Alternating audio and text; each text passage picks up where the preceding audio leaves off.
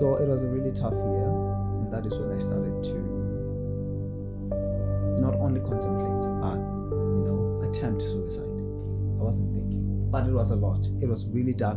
I just wanted it all to stop, but I still wanted to stop feeling everything.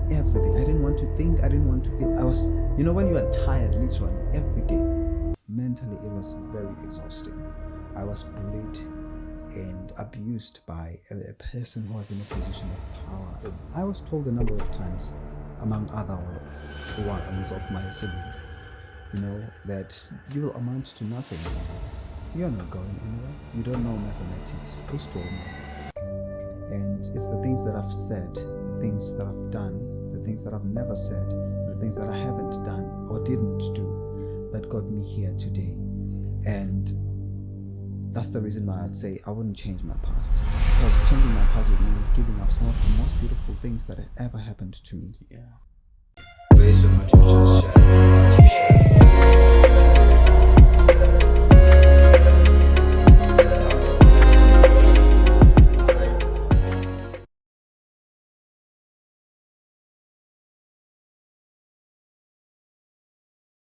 All right, ladies and gentlemen, welcome to another episode of As You Think, So Are You, a podcast where we get to chill and talk about all things mental health, personal development, and self-help. And I'm your host, Neliswa Mazibuko, a very dedicated and inspired mental health nurse. And I am here today and honored to have Seluleko Simelane. Mr. Simelane, how are you? I'm good. Neliswa, how are you, sir? And I'm very fine, sir, and we are honored to have you today on the show. I guess we've just touched a bit on what the show is really about, but it's basically we'll be talking about all things mental health, all things self-help, and anything that you feel like it's inspiring to share, you can share. So, for people who really don't know who you are, what can you tell them about you? Really? Well, once again, thank you so much for having me. Well, my name is Seluleko Celucolo Simelane. I am, a youth advocate, a mental health enthusiast, and an all-round empowered young person. But before all of those titles, I'm just, a young man who happened to rise from nothing to something. Okay. And I am here today. But if I were to go back a little bit in terms of introducing myself, I would say I am actually a country boy. Yeah, I like to always call myself a country boy because of so much inspiration that I got from someone that I'm going to call my role model. Oh. True inspiration, actually, not role model. Zahara. Oh, yeah, right. A great deal. So growing up, I listened to Zahara. The first time I actually learned I could sing, I have a voice to sing. It was through Loliwe, and you can sing the whole album. Yeah, I can sing, but I'm not going to sing today. Yeah. I grew up at an area called Gapunga. Oh, okay. Yeah, Gamamkhulu wami. Very beautiful memories I have there. Went to Galamdlala Central Primary School from 2006 to 2012. In 2013, I came to Brema, Manzini, and for the first time in my life, I was really taken aback by a school that had so many people, and not just so many people, but so many beautiful people. Yay! People were like Hillside High School. I started my Form 1, and we went on from there, Form 1, 2013 to 2017, when I completed my Form 5, and high school is where it actually started to go down. Yeah. Go down in what sense? Well, the usual, the typical teenage phase. Here I am. I'm adapting to a new area. I have moved from, a sort of a cushioned home environment. I grew up in a very cultural home. This pillar, the typical Swazi life. Okay. And then you come to the city. But I wasn't really detached from, modernization and everything. I was just really out there. That woman really raised me in a way that I'll forever be grateful for. So when I come to high school, I'm living with my father now. And now it's different people in a different household, you know. Okay. I had to adapt to living once again, new school, new faces, new home setting and everything. I don't have much of a relationship with my father at that time. And so I'm yet to learn the kind of person that he is, his family, and everyone that actually lives under his roof. So yeah, that was that. And on one end, I'm struggling or battling with, you know, adapting at school and keeping the momentum, because I've always been one of the brightest minds in the room academically. Okay. So at primary school, I excelled. Now I'm coming to high school. I have to maintain that consistency. So I had a lot of pressure, so many expectations from me. The first term was really rapid on me. I can't even account much on exactly what happened there. Still settling in. Yeah, I was still settling in, and at the same time, a lot is happening. People in this classroom, you know, Form 1B, class of 2013 at Hillside, you had people who were very assertive. They're outspoken to the point where one can stand in front of the class and tell you all that I am the kind of person that is second to none. No one will ever excel more than me in this classroom. Oh my God. And she did. Yeah, she was right about that. Yeah, she gave us a tough time. So that was that. There was that. A lot of competition. And I had to ride on that. Yeah. And at home, I had to adapt at the same time. I was mostly not at ease. So you can imagine what's going on in the mind of a 12-year-old then, who's about to turn 13. I was supposed to be in grade 7 by the time I was in Form 1. But, you know, I had to just go through the motions and, go with the flow. So that's basically what happened. I'm adapting to a lot of things now. Emotions are coming in. There is a lot of discovery happening now.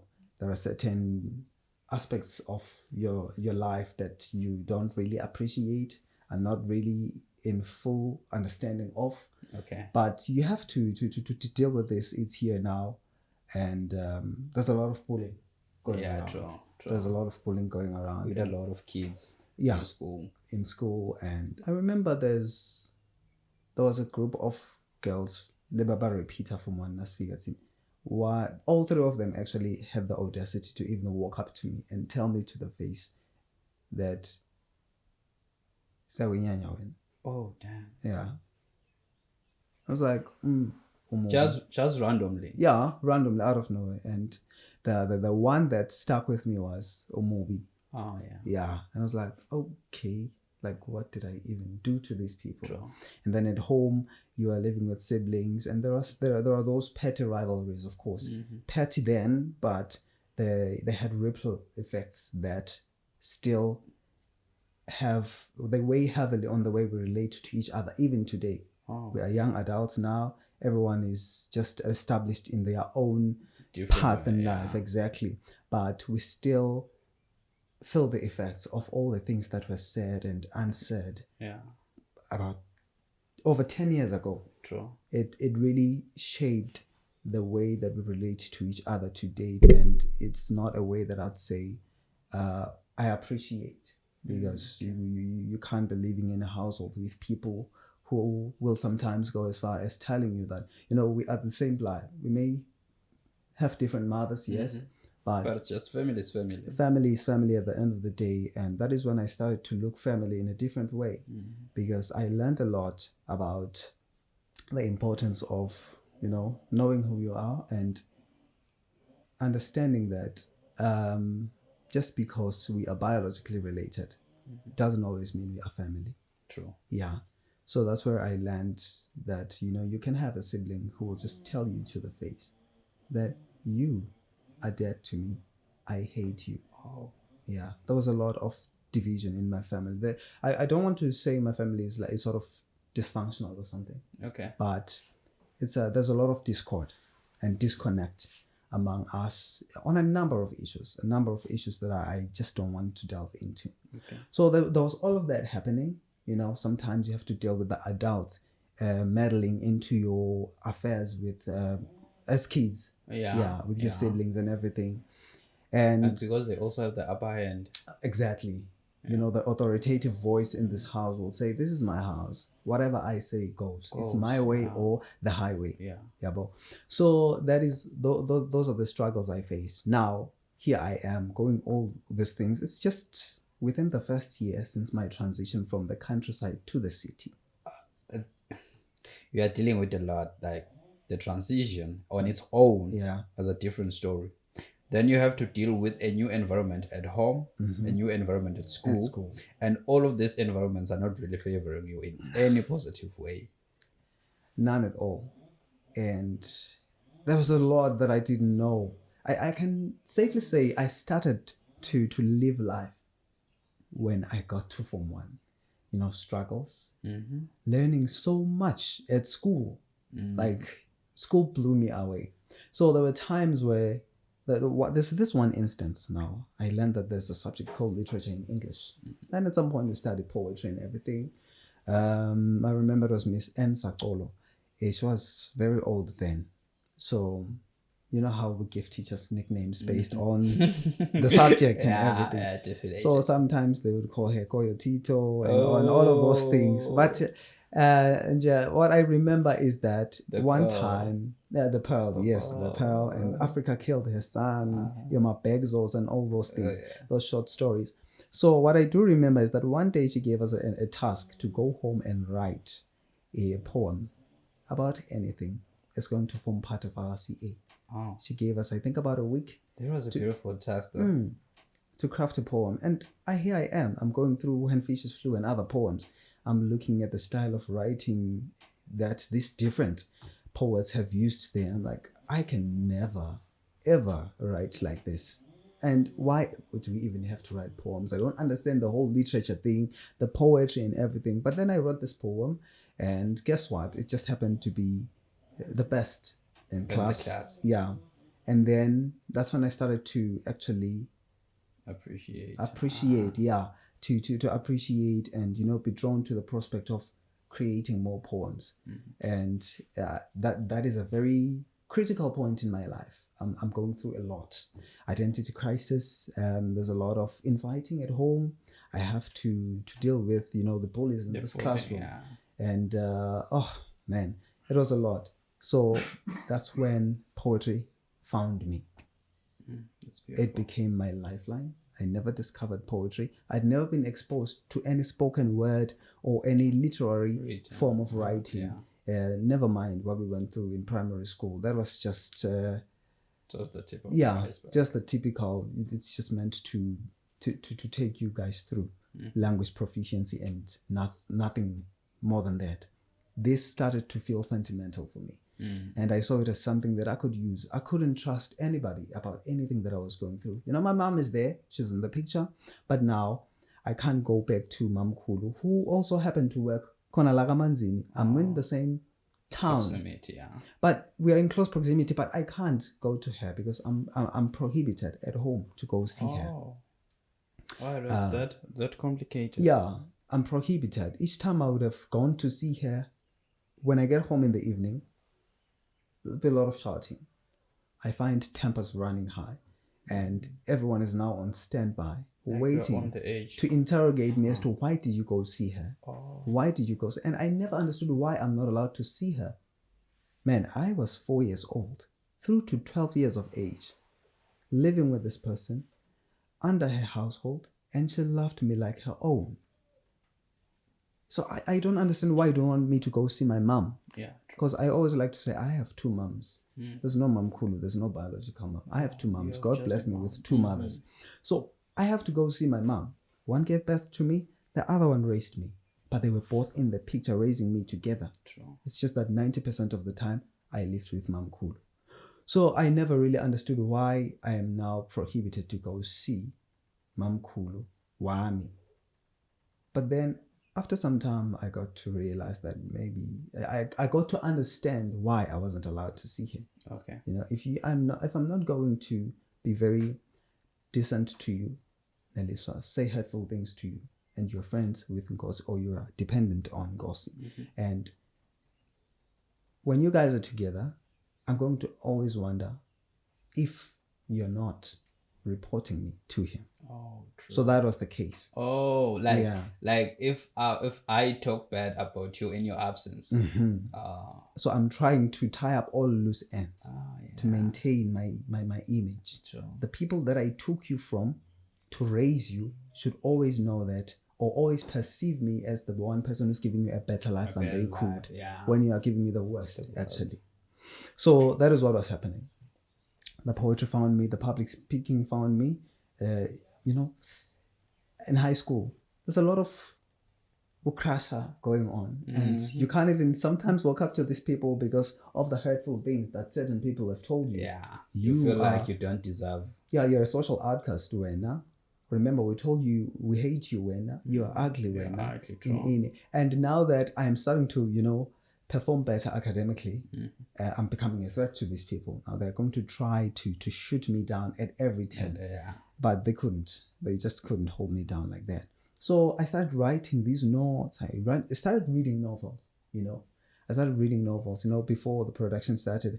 I did tell you that, you know, sometimes people introduce you to certain platforms and certain traits and habits, and they inspire you. You look up to them, only to find that after some time, they are nowhere to be seen. They just disappear, not because anything wrong has happened, but somehow you have superseded them. I feel like it's more like it is a stepping stone. Like some people are here to guide you through a certain journey of your life. Exactly. So I had a best friend who introduced me to novel reading.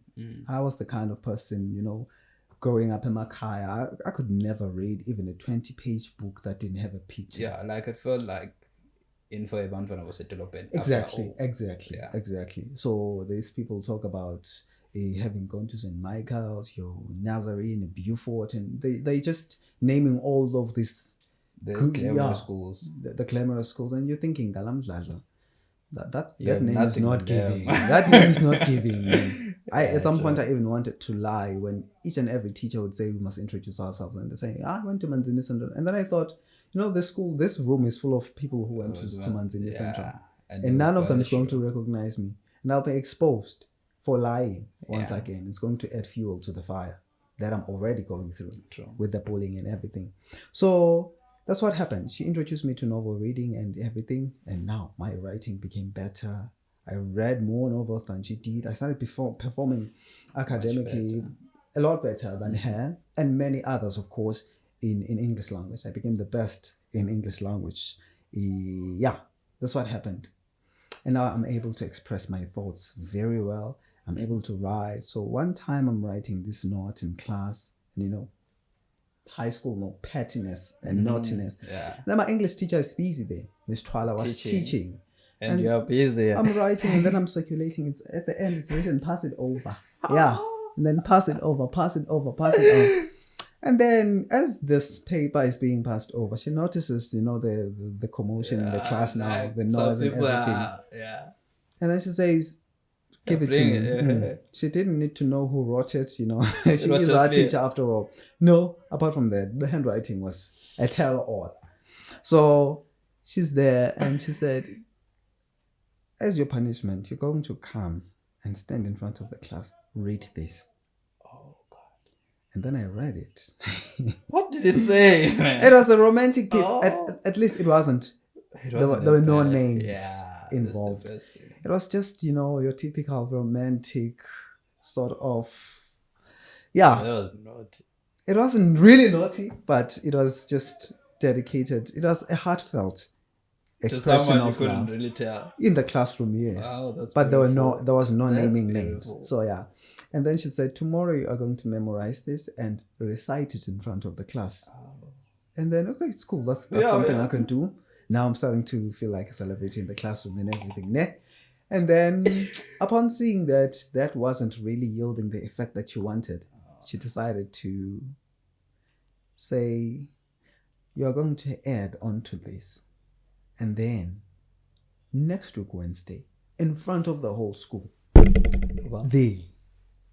Fortunately for her, she was conducting the assembly. Ah. And then she said, you are going to say this word for word in front of the whole school. I'm like, yo.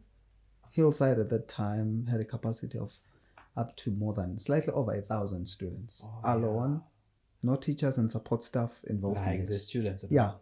The student population is just, over 1,000. Yo, I'm like, how am I going to pull this through? I'm just nervous. Everything was not going well. But then, little did I know that, in a way that was destiny locating me. I was being channeled into something that was going to be even greater in the longest run. And then I went there the following Wednesday. Of course, I rendered. It was a poem now. I had to poeticize it. And no, it was a poem. I rendered. It started as a punishment. It started as a punishment, and then now it was a poem. That's fun how you enjoy being punished. It was a bit extreme because on the day of that that Wednesday, I couldn't do anything. I left home without eating and everything. Nervous. Yeah, I was really nervous. And then when I got there, I did this thing, of course, outspoken and everything. I just decided, that was my classroom cheering me on. And then I just, okay, these guys are really helping me. So they're going to make this a lot easier. I did it. And then that was the start of what would later become the Hillside poetry culture. Started with me being the only poet in the school for a number of years, of course. But then, I discovered that I had a talent. I'm not just a public speaker, but I am a creative. I can craft poems. First it was in English, but then after some time I learned that I could do it even in Siswati. But that was 3 years later. I was in Form 4 then. So I started doing poetry. I became popular. And that poetry shielded me from a great deal of bullying and other high school suffering. I now earned respect from even people who envied and, safe to say, hated me. Because they knew that in a way I was untouchable. I'm doing what most people can't do. Public speaking, according to research, is one of those greatest human phobias. But then I did that effortlessly. Not that I wasn't nervous each time I took to the podium to render something in front of the school. I was always nervous. You never get used to it. True. But it just came naturally to me. I loved it and it helped me so much. It wasn't just about, confiding in something anymore. I still even have those exercise books in which I wrote everything, the most intimate parts of myself. They're in the house. Some of them collecting dust, yes, but I dust them off from time to time just to go through everything that I read and the chords that I crafted. That's a beautiful thing. Yeah, and maybe one day I'm going to write a book about it. Many people definitely should consider. Many people have been telling me that's long overdue, but a lot is happening. And that I was going through the chords just some time ago, and there's one that said, "The things you do today, right now, in this very moment, will have an accumulated effect on all of your tomorrows." And to think I was just a 14-year-old boy when I wrote that. And I was 14. You wrote that at 14 years old. 14. There was so much wisdom for a 14-year-old. Yeah. I was way ahead of my time. I guess it's because I had an old soul because of everything that I intentionally chose to expose myself to. Musically and otherwise. There's a great deal of music that I just didn't really listen to until after high school. Okay. And in all of that, all those struggles, all that suffering, and some level of abuse in the home setting, emotionally and verbally and otherwise, I got to really channel that darkness that I felt and the darkness that I was actually through music. At some point I wrote songs. Unfortunately, I had that song book in which I had written so many of my songs and poems, but there's a sibling who intentionally decided, Kamamkulu now, where I had left most of my stuff, to take everything that was belonging to Seluleko and burn it intentionally because it was in their room and everything. And Bro, you were dealing with when I confronted her about it, she told me that bengicabanga ukuthi awusaphinde ubuyela ekhaya because sohlala ekhaya. God, that was so brutal. Yeah. And she just happened to have bad blood with everyone, like that kind of person. No one in So when it's hard to really, she really killed a part of me. Yeah, definitely. The things that I wrote there were just, when they say Bible, those words written, they were man. I breathed life into those. But then, yeah, she in a part murdered me, and that's fine. Anyway, it's cool. I understand. But then I couldn't cry to anybody. I was in a dark phase where I couldn't talk to my dad. I wasn't allowed to see Mom Cool. I couldn't talk to my mom because I've never really lived with her. We didn't have that parent-child close relation. But I did acknowledge her as my mom, and I love her with every fiber of my being still. But there was no one that I could really talk to. Friends. So the only friend I had was my poetry. There are certain things that you can't trust certain people with because you have been betrayed a number of times now. You've told very close people whom you even went as far as considering your family very personal and sensitive information, and only to hear it from others now. Yeah, you're a laughingstock in a way at school. And you don't even know how it get to that. Yeah, you don't even know how it got to that. Of course, I was one of those kids bebagcoka emajezi asepep. Second term, first term you buy it. Second term, school shoes. Just a sorry sight altogether. And the interesting thing is that most of the uniform items that I had to save money to buy them first. Yeah, to buy them for myself. I had to find ways, obscure parts around Manzini to go see Mamkulu so that I am not located along the streets by people who might go and tell them at home that because I'm not allowed to see. And each time I go to see Mamkulu, before I even started catching up, I would cry tears definitely. And tell her I couldn't tell her exactly. But you just express your emotions. Yeah, and then Mamkulu was very generous financially, even to date. In spite of struggles and everything, she would just give you the little that she could. And I saved up, I'd buy myself a jersey. And each time I'm wearing, now that I'm being seen as, like I have a new jersey now, I have to now go onto the witness stand and account as to why and how I got this.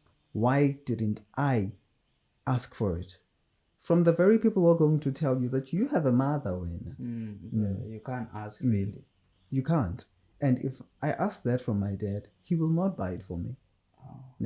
He's not going to. But buy for others.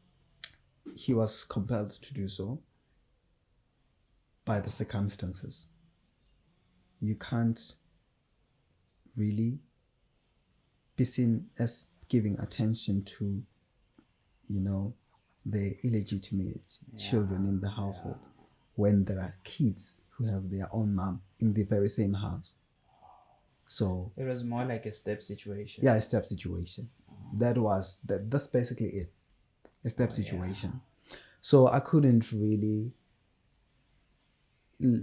expect to benefit anything from my dad or even bother to ask. He was detached in his own way from the intimate and the intricacies of how toxic the home setting was. Yeah. Things were happening under his nose in his household, but you always wonder if this guy really sees what's happening here. But can you see that I am on the brink of ending everything? Because it was informed too. Everything is going well at school. School became my escape. That's when I started to love learning. Academics, learning new stuff. Home. When I'm not home, school is everything. This poem I wrote. It was very, very, very raw, very innocent. and straight to the point. There was nothing, they say there's hidden messages in poetry and everything. None of that. I even wrote, the lines were very simple and straightforward. School is where I feel alive. School is where I feel free. School is where I get to feel that I cannot be judged or tortured in any way. Those were the words. Your grounds. In exactitude. That was me at school. I was the happiest person ever. You see, when the bell rings at 7:30 in the morning, we all hate that. And you loved it. Yeah, more than anything else. And then hated the other when one that they 4, love. Yeah. Oh. It's going down. Yeah, it's going down. I have to sit now for about 30 minutes in the classroom after everyone has left. I was even stripped of leadership roles at school because somebody would leave her house and go to school, tell the teachers to the face that this one shouldn't get any leadership role. Like just tarnish your name. Yeah, it's going to that deep. He's no longer able to cope with his academics because of these other extracurricular activities that he's doing at school. Which is a lie. A complete lie. I'm one of the best performing students in the class. In the whole stream, Form 2. Like not even the specific class, like the whole. We had an A, B, C, D streaming. I knew if I'm not among the top 5, on bad days I'm on the top 10, but never beyond that. Yeah. But then you had the audacity to go and tell my teachers to strip me of leadership titles. Okay, sure. But if something was meant for you, it's going to always find you. Yeah, it's going to locate you. Like, definitely. It didn't feel like I didn't disobey the student leadership in my class. But, when everybody knows that this role is yours, man, in spite of what everyone else is saying, even the teachers know. But there's nothing that can be done about that. So it was a really tough year. And that is when I started to not only contemplate, but, attempt suicide. I wanted to go out in the most, I don't know what I was thinking. I wasn't thinking, but it was a lot. It was really dark. I just wanted it all to stop. Yeah. I wanted to stop feeling. The good feelings that I had were too much for me. I had to bottle them up. Couldn't tell anybody about that. I can't say there was a point where my poetry felt like it wasn't enough. Yeah. No, it has always been more than enough. It was always abundant for me to, as a medium through which I could exhaust everything that I, offload. There are pages in some of my notebooks in the house right now with those heartfelt writings, and there's still those, tear stains on them. And now I look at them and laugh like, man, I used to cry about this. It was really tough. So I started to contemplate suicide. Each time the bell rang at 4 p.m., I'd stay behind and study until 7. Oh. That's Fairview. My dorms are over there. I don't know how I'm going to get home. But just 7. If I just get late. Yeah, but if I get home late, tired, I won't have to spend as much time there. In the mornings at 4 a.m., I'm not waking up. I'm already leaving the house. Oh. I'm going to school so that I can feel alive. Oh, man. I didn't want to be there. Yeah. So that's what happened, and it was really tough to that extent. So now, the whole poetry thing is going on. But then there was this one day, I don't know what had happened. Oh, yeah, I think I do now. It was around October. Actually, it's hard to forget these things. That's the downside of being observant and having a photographic memory. Mm-hmm. One morning, I leave at 4, right? Mm-hmm. But on this day, I had to leave the house around 5:30 because of some intentional delays in the household. Okay. The usual. Right. I was used to it. Now, okay, here comes the part where I'm being shouted at for basically doing nothing. I'm a very down to earth and sometimes you can say timid person, but I'm not timid anymore. But I had that calm demeanor about me as a young boy. I was never troublesome. My mom, my dad, and everybody that has known me and has raised me will tell you I've never troubled anybody in any way. But I'm not perfect. That's not to say I'm perfect.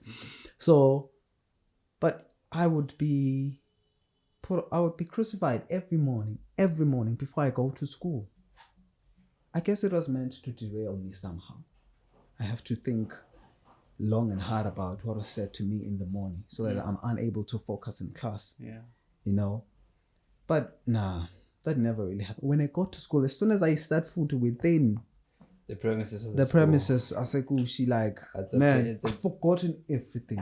I'm the happiest I've ever been. And hey, with everybody looking at the famous poet, our poet and everything, people will be calling you, giving you nicknames because of your poems. There were people who were calling me Dashing. There were people who were calling me Twinkling Eyes, not because I had twinkling eyes. I have ugly eyes, but it's because of a line in my poem. And I wrote one about a girl named Dazzling Dogasi. When I was not even, it sounded like a love poem, yes, but I was just appreciating her as a friend.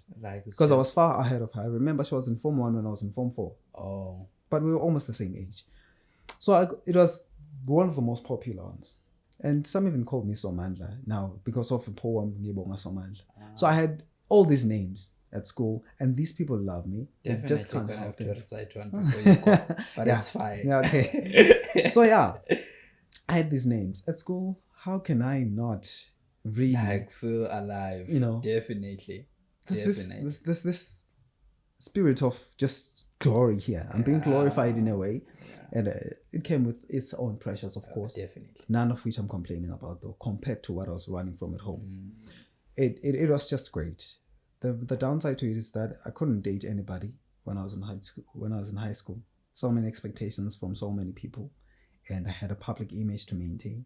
Couldn't afford to tarnish my name. Nobody was allowed to have me. Imagine someone calling me their ex. Like me, never. No. I will just deprive you of that privilege by just, refusing you. So yeah. But now you're on the refusing side. I'm on the refusing side now. Now I kind of look better. I feel better and everything. But that was after I had attempted suicide in class. There was a broken glass, broken window. So I just went outside and grabbed a small stone. I wanted to crush the glass and swallow it. And then maybe I wanted to also use my school jersey, which was very torn, by the way, at that time, and to hang myself in the classroom. So fortunately, or unfortunately, let's call it a blessing in disguise. The security guard was, just passing by, patrolling and everything. So he sees me crushing the windows, the glasses on the windowsill. And then he shouted at me like, yeah, because I had the stone and the glass was broken. And then he just told me, get the hell out, go home now. That's just going for 6 then. I'm like, oh, that's rather early. But I was really nervous. That was the first and only suicide attempt I ever made. After that, of course, the ideation would come to me from time to time, but I was more resilient now. Some unknown strength just came to me, and I knew that no, that can't be the end of me. But I still wanted to stop feeling everything. I didn't want to think. I didn't want to feel. I was, when you are tired, literally every day, your religious people will be telling you that you just, there's a demon attacking you or something like that. But I didn't want to think. I didn't want to see anything. I don't want to feel anything. But then that was somehow, I don't know how I got to overcome that. I just went over it and I made it. Things became better actually when I started senior high school. Because I had to move from home. There were certain words, very harsh words that were spoken, which were liberating for me. So it was that blessing in disguise that I had been waiting for. Somebody telling you that, if you don't leave my household, is either I take my kids with me and leave you with your father in your father's house, or you leave. And in my heart I said, say no more. Friday after school, I left early, got home. I knew where the key was, packed my bags, just still within the same area. I went to my sister's place, my mother's house, where my sister was living. And I was there the whole weekend. There was a manhunt. Everyone was looking for me. My mom was called. Mamkhulu was called. My dad didn't know where he's going to find me. He reported my disappearance. to his aunt and everything. And then my sister was even called, asking, Where? No. And I just told her, tell them no, you don't know, just until Monday. Because I have to go to school on Monday. My other siblings are going to see me. Just until Monday. Or Sunday. Monday, yeah. Then Monday, she called mom and told me, don't worry. He's here. He's all right. He just wanted to give them a bit of a runaround. And I never went back to my father's house for some time, a couple of years. So that's how tough it was. But then after high school, I transformed into something even I couldn't have begun to imagine. Yeah. I went to William Peter, started my teaching there, completed my diploma, after which now reality sinks. You have to become an officially unemployed citizen. Sure. What are you going to do? How are you going to make ends meet, man? I did exactly what I did after high school. Went back to Flas. There was a youth center there. I could continue the peer education voluntary work I was doing there. Went there, sure, got the training, went through the training of peer educators, and then I was working. Not really working, but just helping here and just there. Helping here and there. I'm working with young people. I'm able to take my mind off of things. Because I'm driven by passion, I delivered. That's 2022. I delivered, and it was really great. It was really, really, really great. And the following year, there was an internship opportunity. I applied, got accepted, still within Flas. Something totally different from what I studied at tertiary, but because I was well versed about it since the age of 14, I just went for it. I did it too well. The reason I say too well is because it ended up being a problem for other people within the organization. They felt like you were a threat now. Exactly. You were outstanding. Everywhere you go, you make enemies. I made enemies. Really enemies. You were doing your thing, yeah. That's me. Yeah, actually, I am so good at minding my own business to the point that I have other people without my approval who choose to help me mind my business, even when it means in their own way that's an injustice for me. Yeah. So I did that, and I refused to get involved in organizational politics, your infighting, your enmity that was going on in here. I refused to take a side because there were two teams there. I refused to take a side and side with the ones that wanted me to be a double agent. Come to my team, solicit information, and then report to them. I was actually, the reason I was even, it made me realize after some time that the reason I was actually given the role in the internship was for me to go to that department where I was working, drive a wedge between everybody, and then report to the ones who were in power so that I could sustain my presence in the organization. And upon my refusal to do that, I was driven to the point of sticking with the programs team that I was working with. And I loved them so much. I love them even today. We are still in touch and tight even now. Unfortunately, came 2020, that was 2024, contract renewals. At the end of the contract, there has to be a performance appraisal. None of that was done. For you? Yeah, and my colleagues. None of that was done. Performance appraisals, never. The person who did that had resigned from the organization. Who was supposed to do that had resigned. But unfortunately, surprisingly actually, our job posts are now up in advertisements. Why you are still here? Yeah, they haven't renewed your contract. They haven't. And we reapplied. We were shortlisted for interviews, went to the interview. When you know that I'm overly qualified for this.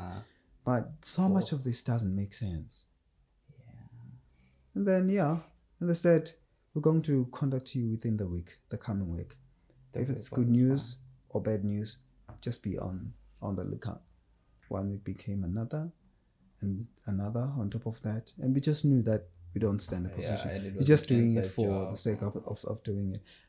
I didn't want to be in that organization anymore. Mentally, it was very exhausting. I was bullied and abused by a person who was in a position of power, and they abused their power on my account to make my life a living hell in the workplace. Yeah. But then that was happening at a time where I'm now resilient. You can't behave like a stepmother to me at work. I've had that, bruh, a number of years back. That is beautiful, man. So now that doesn't have an effect on me. Yeah. You know, the resilience drove me to a point where I decided one day I'm just going to have an encounter with this person or these people on a one-on-one basis, and every one of them will have to account in a way. Life has a way of doing the most. Definitely. And it's unfortunate when the people who do this are parents. Yeah. To children. They have children who are my age, children who are younger. Some of them would even tell you and rub it in your face that they have their children who are still in high school.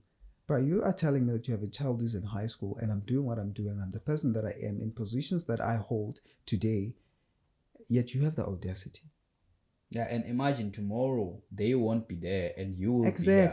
You have to take care of their children.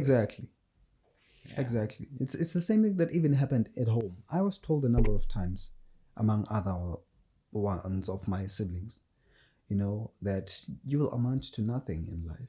You're not going anywhere. You don't know mathematics.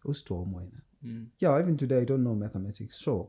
But I don't solve for X in a number of things. Really didn't need But I was told that I'm not going anywhere. You're not going to get accepted in VAS or any tertiary institution in the country or anywhere without the mathematics. You failed maths, you got an F and a core.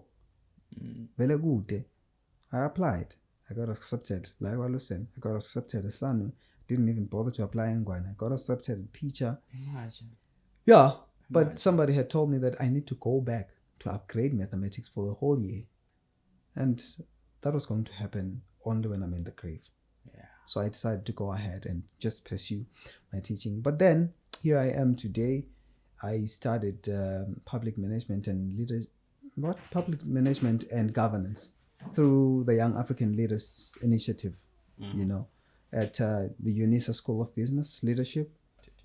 So during my internship at FLAS, I had applied there was an opportunity that was posted by the EU delegation, European Union delegation in Eswatini.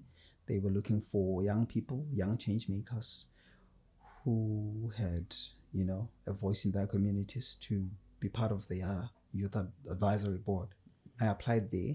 One evening I'm coming from work and then I'm just seated in my room, like, apply for this. Yeah.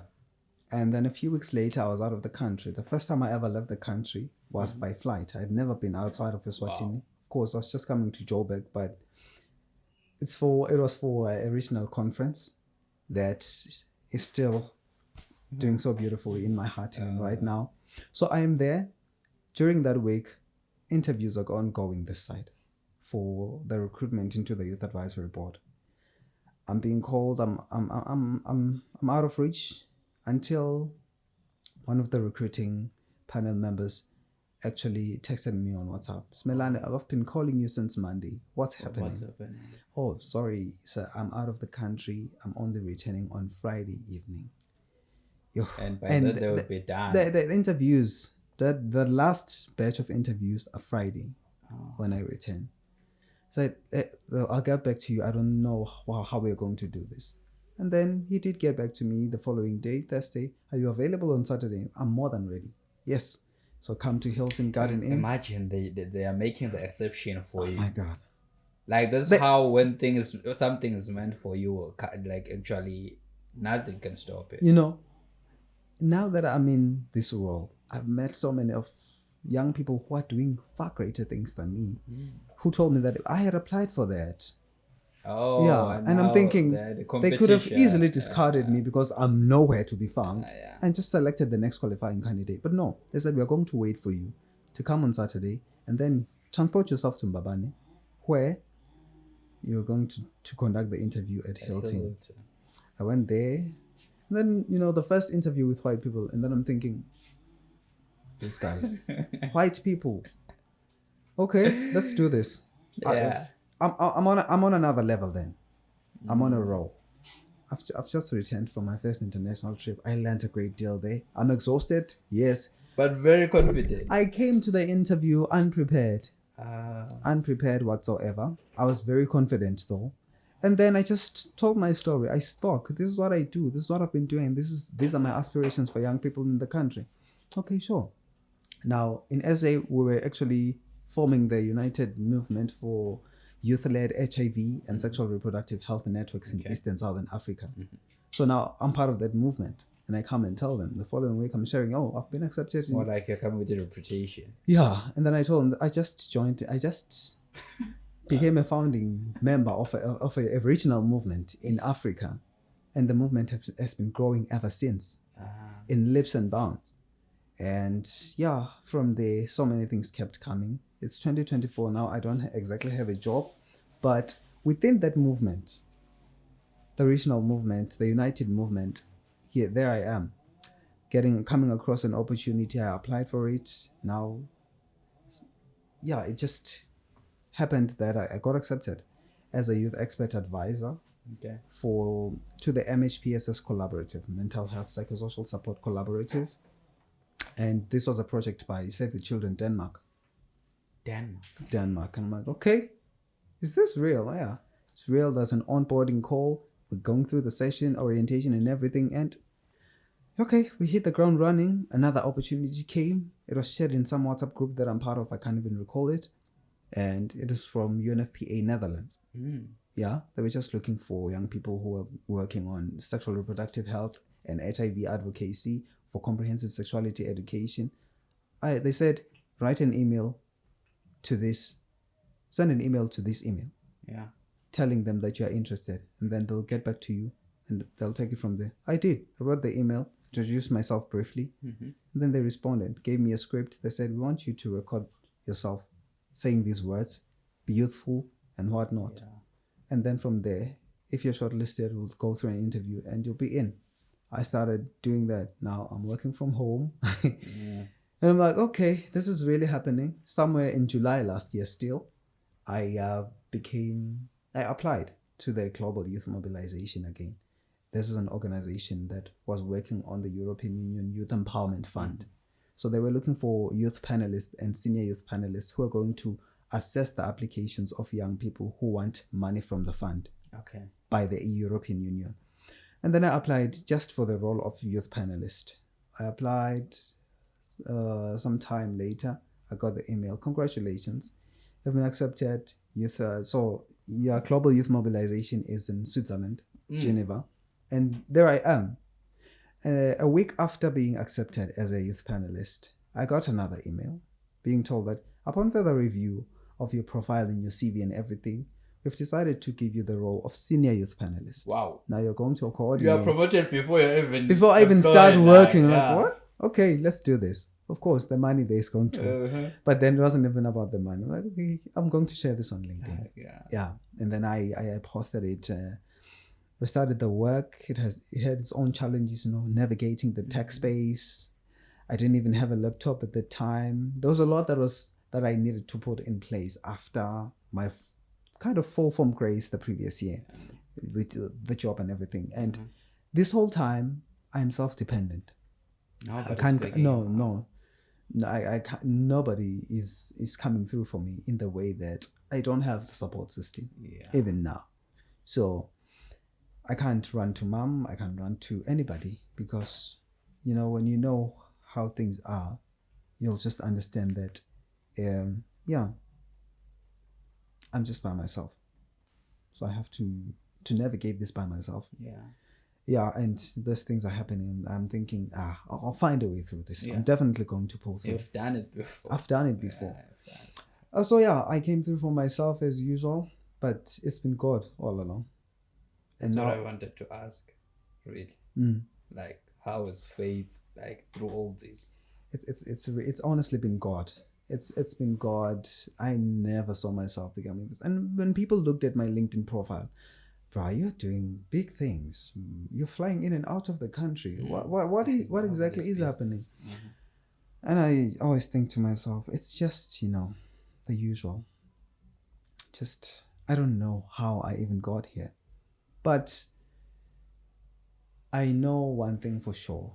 I am not the kind of person who goes down on his knees regularly to pray to God for intervention, for life, for success or anything. I have come to discover that I am a worshiper.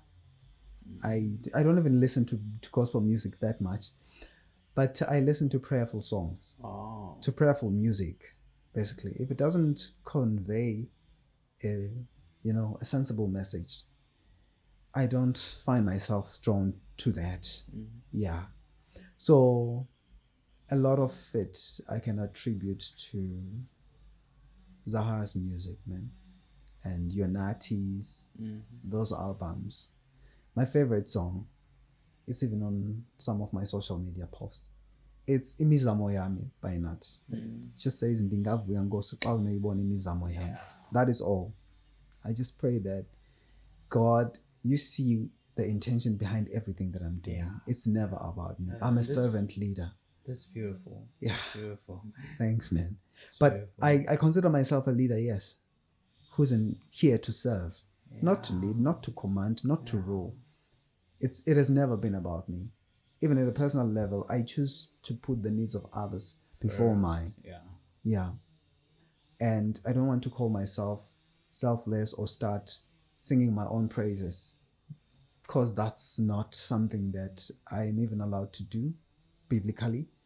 So I don't want to be proud, but I take pride in everything that I do.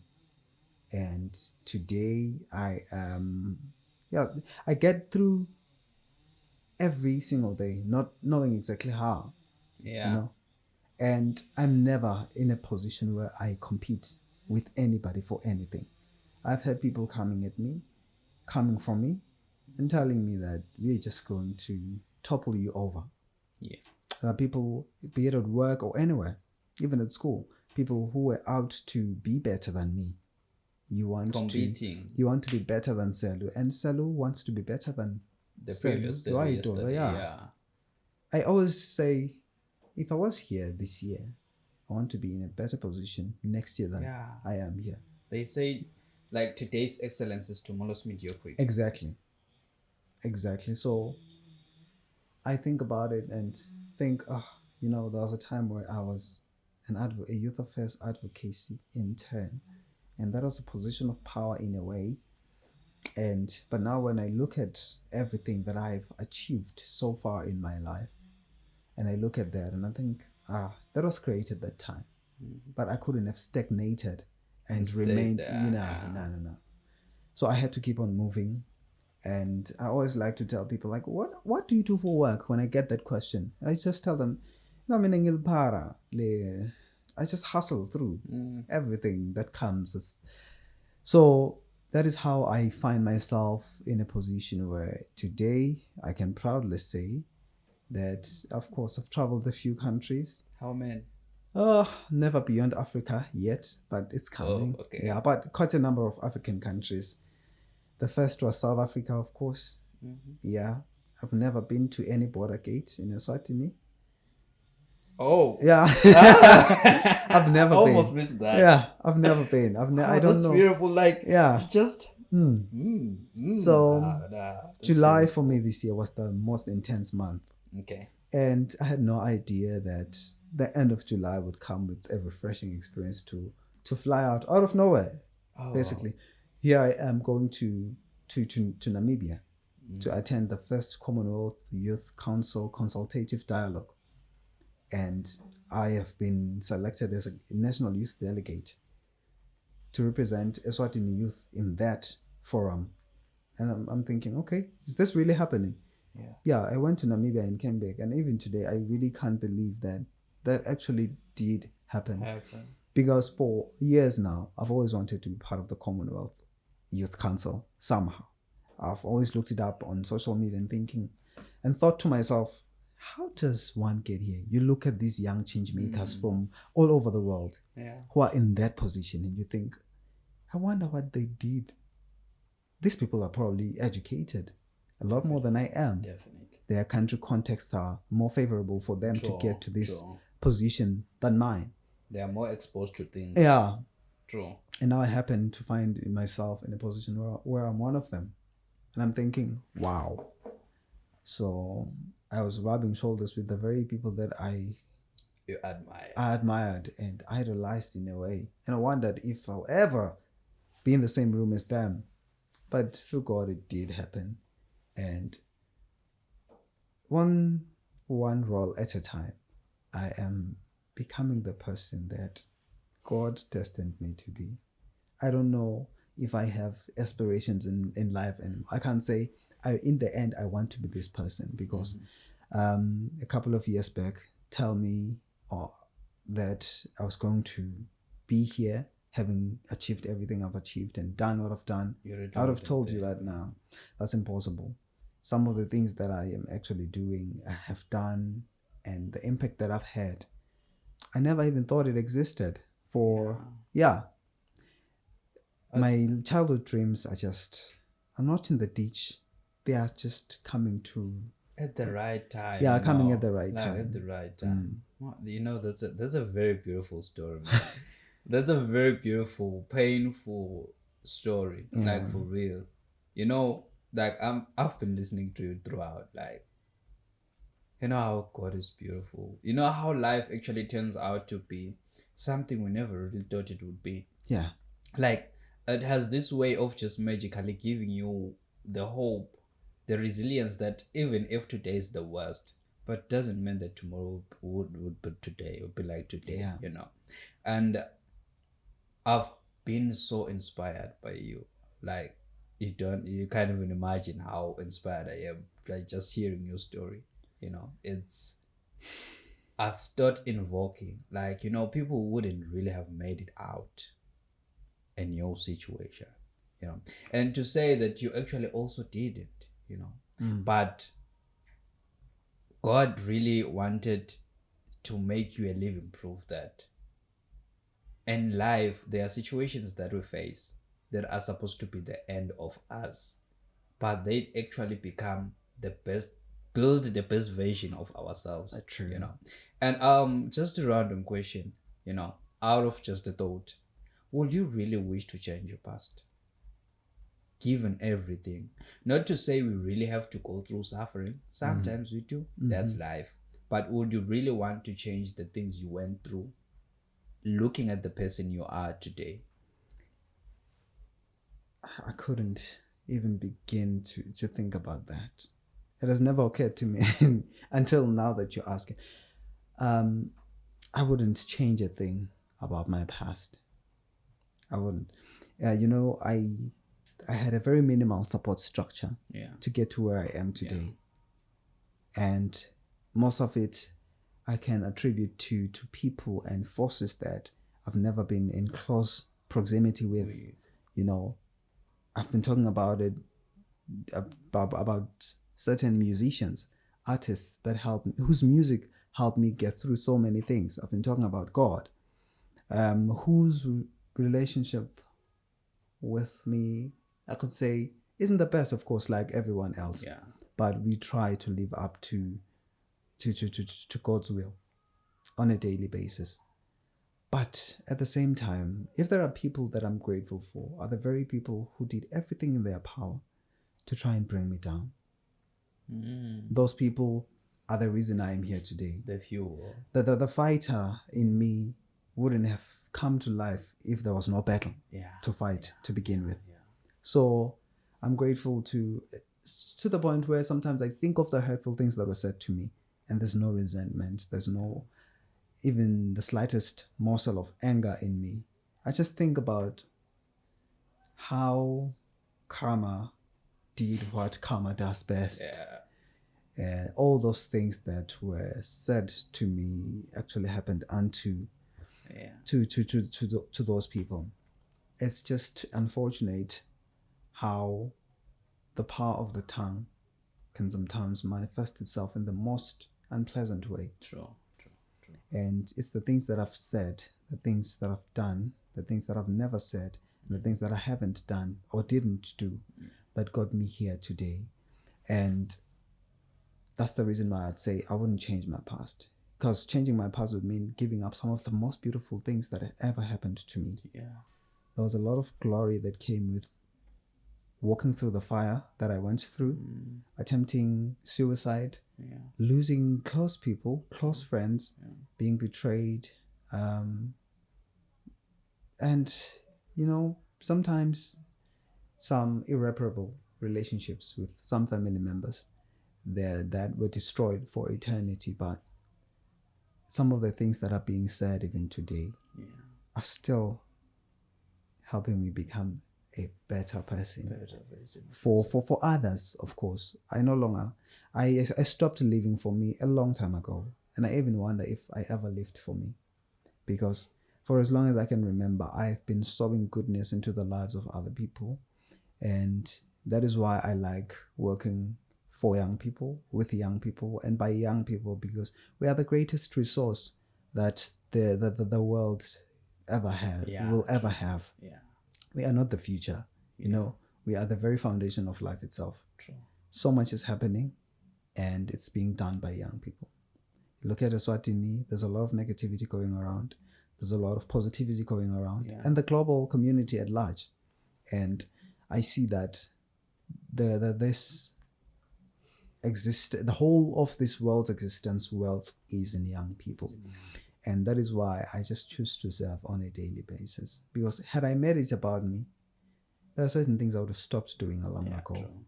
I'm a teacher by profession. I'm supposed to be in class even now. Taking students through holiday classes and whatnot. But this is something that chose me.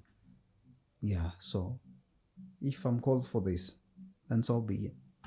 I guess that's how I even navigate the complexities that come with it without even knowing how. I just get through the day. Man, you're dropping bars, nah? You dropping bars. That's so beautiful. That's beautiful. Let's approach wrapping up. It's funny, based on what you've just shared and what you shared all along, how we inspire people without even knowing. It's funny how you got inspiration from someone you never really met, from people who never really had a close interaction with you. And it's so also beautiful, even though you don't really know. So many people are drawing inspiration from you. Sometimes we do things just for the sake of doing things, but we really don't get to see the results or the ripple effect of the things that we are doing. Even the worst things that we do them to people, and they either turn out for good or for bad. And the good things that we do just for ourselves, for feeling like, I've been called to do this, as you say, it chose you, but in that instance, there are a number of people who really would have liked to approach you and say, you changed my life, man. Like hearing this story that you've just shared, like I just feel something in me also, like, with so much complaint, like life is hard. Never really having to get to see how deep stuff people are dealing with. We complain with our lives from a position of comfort, not really appreciate that life is difficult out there. And I think that's the thing that really holds us down. We get too comfortable with complaining and we stop doing. We stop actually getting to live the life just because we feel like life will be better, should be better, but we are not really making it better. And what inspires me with you is that you really acknowledged that, no, my life is a living hell, but at the end of the day, I need to get out of this thing. I need to change for the better. I need to become the opposite of what the naysayers will say I would be. And it's funny how you used that as an inspiration instead of it casting you down. And as much as it feels like, for someone maybe like me, or someone who's me, or a different person who's at home dealing with such stuff right now, would feel like, nah, this life is not worth living, But I'm just trying to appreciate the fact that I know and I believe you are shedding some light to people who may not really be in the same situation, but going through something similar to what you really went through, and actually giving them hope that at the end of the day, life could be better. At the end of the day, it could change and be something you really never imagined. True. Despite the limitations that you felt like were part of your being. Yes, we need the limitations sometimes to appreciate our capabilities too. How far we can go. And that is so actually beautiful, my man. That is so beautiful. So I just want to appreciate you for that and for actually sharing just the original you, like just opening up for all of this, sharing your personal stories. It's even hard to actually confront yourself as a person, but you had to face that at a very young age. You had to deal with the things hands on, like spot on. You had no one to run to, for other things, like as many people do, like like I'm lacking this thing. You never had a shoulder to cry on, but you had to be everything for yourself, not really shying away from some people who also were there for you, which is also true, that one. So one last thing is the poem. The poem. My. As the poem, I think then we'll wrap up. Okay. Yeah. The poem. There's only one. It's been a while, the longest while since I've actually tapped into my poetic side, simply because of being preoccupied with Bandabazala usually say imsebenzi elive. So yeah, I've been preoccupied and I hardly ever get to articulate my thoughts in writing anymore, or in an artistic manner, like my poetry, for instance. It's the only lifeline that I have, and this poem occurred to me. It was the first ever Siswati, or let me just say bilingual poem that I wrote. I was 15 at the time, just about to turn 16. I remember it was January of 2016. I was to start my Form 4. I had passed, and I had listened to some advertisement on ETV. So that's where some of the inspiration with the lines came from, because I liked to memorize adverts on TV. Just like this one, ETV assigned a code of conduct. That is that one. BCCS8. So that's something I did, and I've done some also a bit of voiceover art here and there. But that's just to say, from that exposure to some TV, I got to actually craft the poem titled Ngibonga Somandla. It's a heartfelt one. I take it everywhere with me. That's beautiful, because it's basically it speaks to everything that God has done for me. And it goes, at the crack of dawn, at the prime hour, I rise to the highest of towers to acclaim his power. Ngwaphethe ngesandla yangiphakamisa lamandla, anginika umdlandla wekumbonga Somandla, ngibonga Somandla. Ngabona ukuthi akungisebenteli kumela eceleni, ngase ngena endleleni litangisinzisa ekufeni ingiholele ekuphileni, ngibonga Somandla. Kimi ulihawu uyangivikela, kimi nesihawu kuye ngiyaphephela, kimi uluphawu lweluthando lwangempela, uluphawu lwe-true love, ngibonga Somandla. Ngiyatewela tihosha ngobe wangiphakamisa ngisishosha, wathi kuhlala kukumosha leyami impilo, ngibonga Somandla. At the crack of dawn, at the prime hour, I rise to the highest of towers to acclaim his power. Ngiwaphethe ngesandla ayangiphakamisa lamandla, angifaka umdlandla wekumbonga Somandla, ngibonga Somandla. Bro.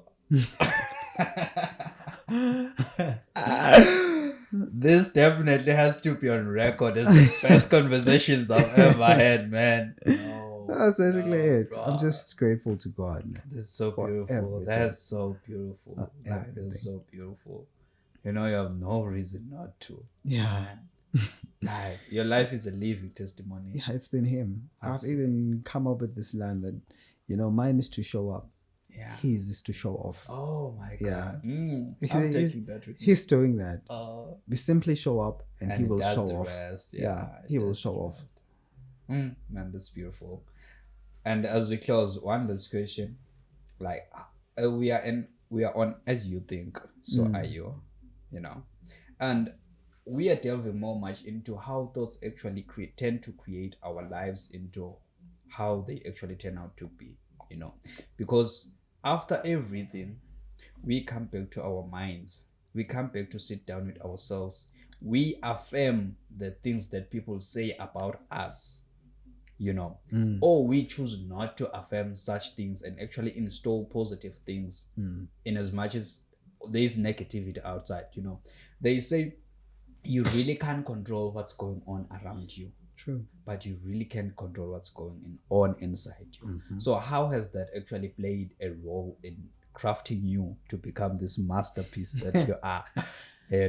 Like, how have thoughts actually influenced you as you navigate life in all the aspects and the downs and ups and everything, including flights, man? Yeah, man. Yeah.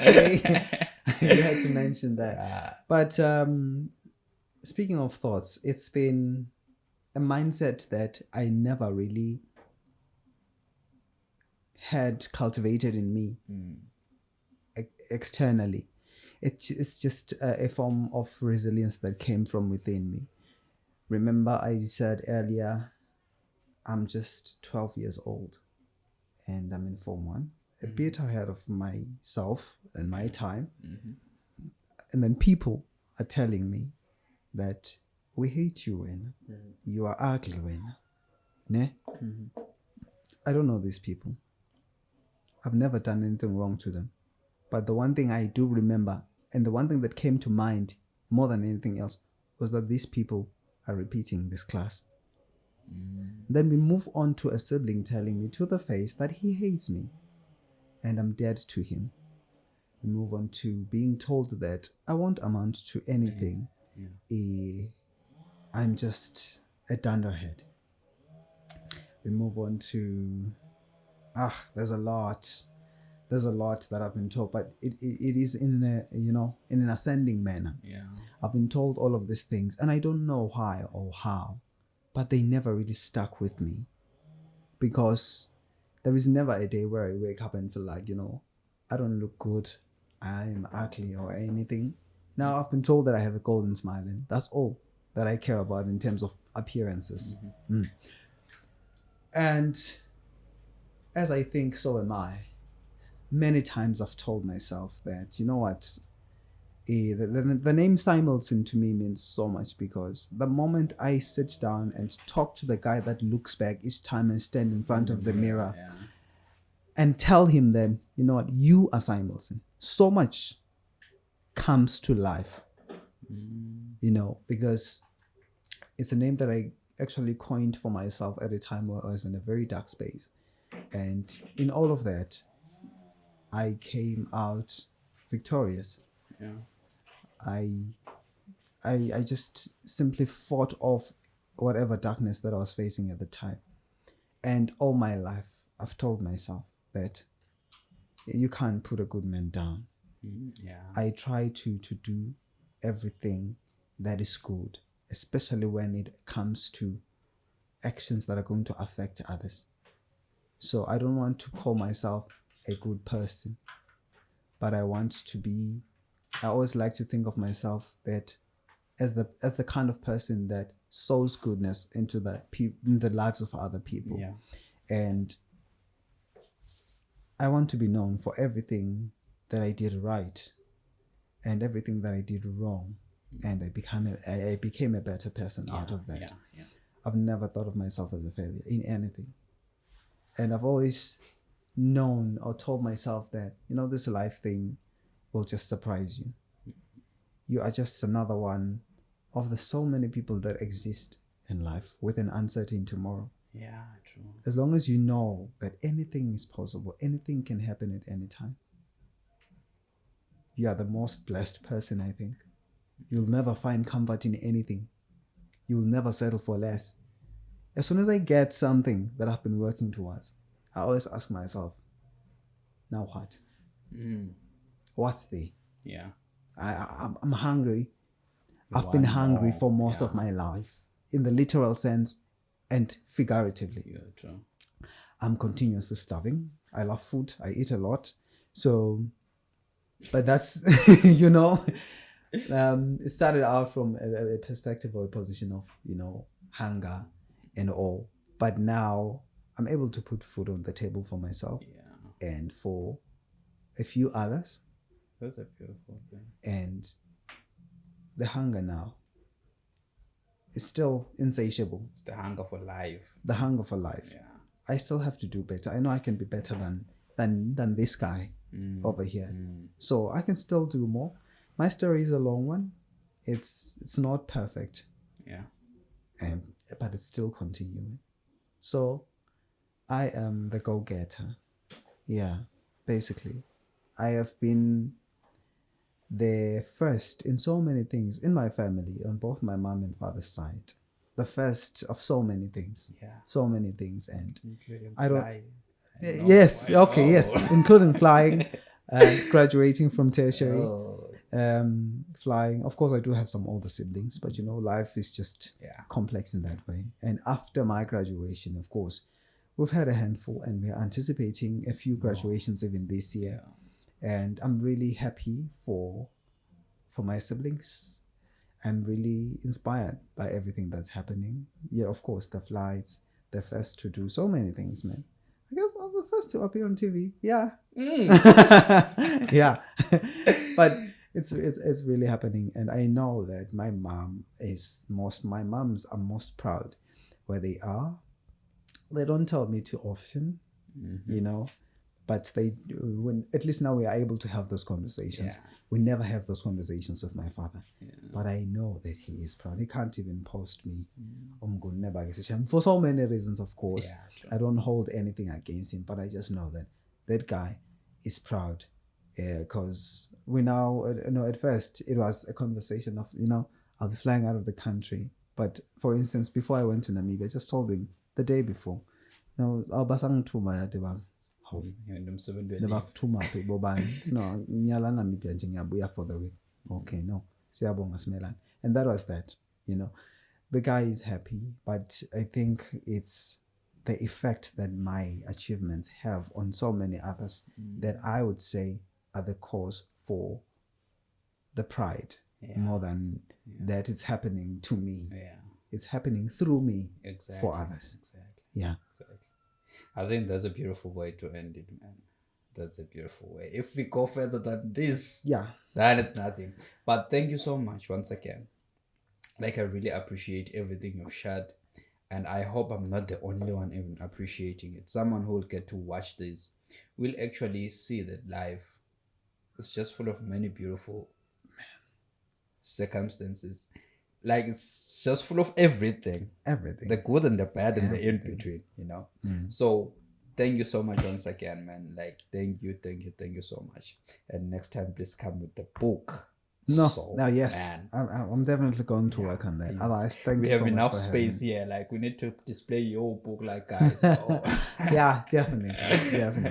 Otherwise, thank you so much. And so, guys, we've come to the end of our episode, and I hope you have actually get to learn and actually got to benefit and to actually experience a life-changing testimony, a true inspiring person, who has gone through the worst and actually risen up to actually build the most beautiful life. I can say the most inspirational life to ever live, And so, as you are on As You Think, So Are You, we are continuing to delve more into how our thoughts are actually inspiring, are actually changing, are actually influencing our minds, and how we actually get to self-help, to personal development, to become the people that we were not yesterday, to actually improve, to grow, like to change our lives and change the lives of other people for the better.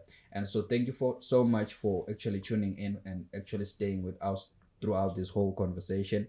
And if you've got something, I bet you did.